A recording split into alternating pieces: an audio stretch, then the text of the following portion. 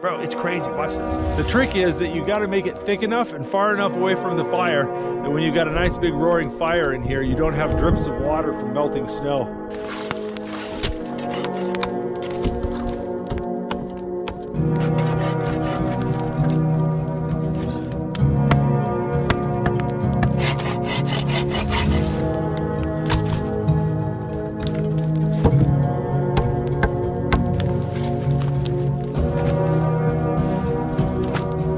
Shelter's feeling nice and tidy, the bed's feeling better, we got more of a platform, got some firewood drying. I think it's time to eat some food. A friend of mine gave me these hot dogs. I think they're made out of caribou. I'm excited to try them out.